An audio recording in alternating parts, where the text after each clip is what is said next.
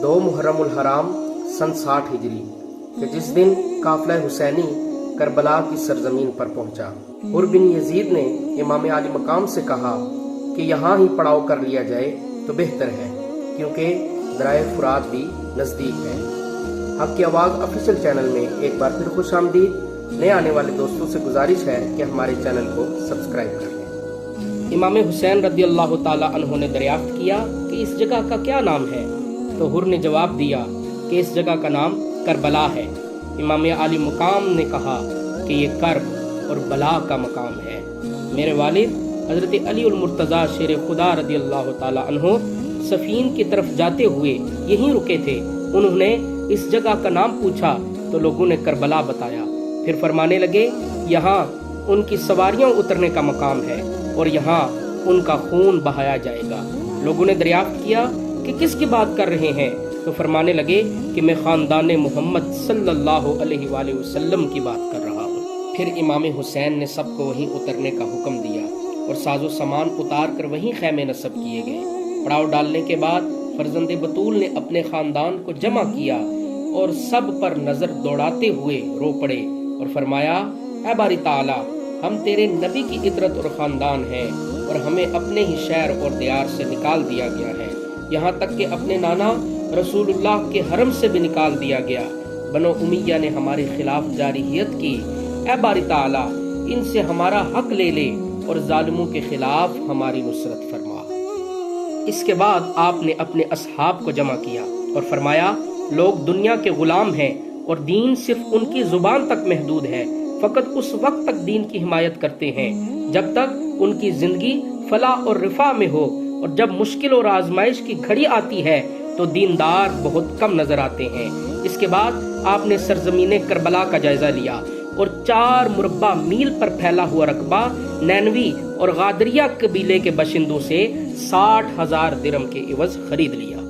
हुर बिन यजीद रियाही ने Ibn Ziyad को इमाम आली मकाम की करबला आमद की खबर पहुंचाई, जिसके जवाब में इब्ने ज़ियाद ने इमाम हुसैन रदी अल्लाह ताला अन्हु को लिखा कि यजीद बिन मुआविया ने मुझे हुक्म दिया है कि मैं ना सोऊं ना पेट भर कर खाना खाऊं, हत्ता कि आपका सर कलम कर दूं या फिर आपको यजीद की बैत पर आमादा कर लूं। इमाम हुसैन रदी अल्लाह ताला अन्हु ने खत पढ़ने के बाद एक तरफ फेंक दिया और फरमाया, जिन लोगों ने अपनी रजा को रब की रजा पर मुकद्दम रखा वो कभी फलाह न पाएंगे।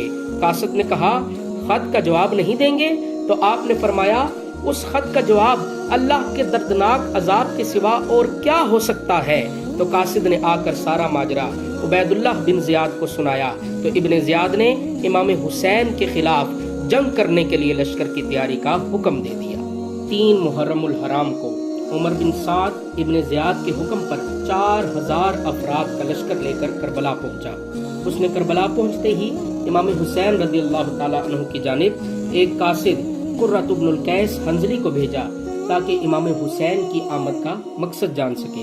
इमाम आली मकाम ने कुर्रत इब्नुल कैस को बताया कि मुझे कूफा वालों ने खतूत लिख कर बुलवाया है, अब अगर वो मुझे नहीं चाहते तो मैं लौट जाता हूँ। जब उमर बिन साद ने ये बात सुनी तो खुश हुआ, क्योंकि वो भी नवासे रसूल सल्लल्लाहु अलैहि वसल्लम से किसी किस्म की जंग नहीं चाहता था और इब्ने ज़ियाद को सारी बात से आगाह किया।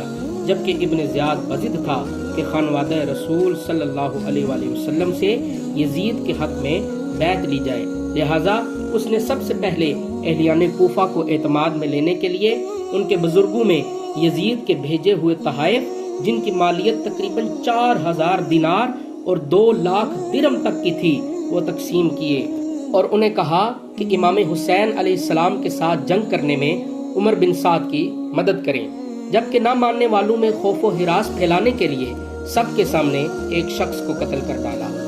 इस तमाम सूरत हाल के पेश नज़र लोग इब्ने ज़ियाद की बात मानने को तैयार हो गए। अब इब्ने ज़ियाद ने रोजाना की बिना पर कई काफिले करबला की जानिब उमर बिन साद की मदद के लिए भेजना शुरू कर दिए। पहला काफिला शिमर बिन जिलजोशन की निगरानी में लश्करगाह पहुंचा। इसके बाद हुसैन बिन नमीर 4000 के लश्कर के साथ उमर बिन साद से जा मिला, जबकि मुसाब मारी 3000 की सिपाह के साथ और नसर बिन हरबा 2000 की सिपाह लिए करबला पहुंचा। इनके अलावा हजाज बिन अल बजर, हारिस बिन यजीद और मोहम्मद बिन अशअस भी 1,000 سوار لے کر کربلا میں اترے۔ اس طرح یزیدی لشکر کی تعداد 20,000 سے بھی تجاوز کر گئی۔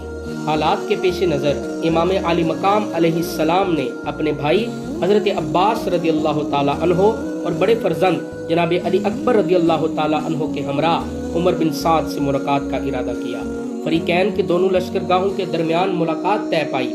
امام عالی مقام نے عمر بن سعد سے فرمایا کہ اپنے غلط خیالوں اور منصوبوں کو نظر انداز کرو اور ایسی راہ اختیار کرو جس میں تمہاری دنیا و آخرت کی خیر ہو۔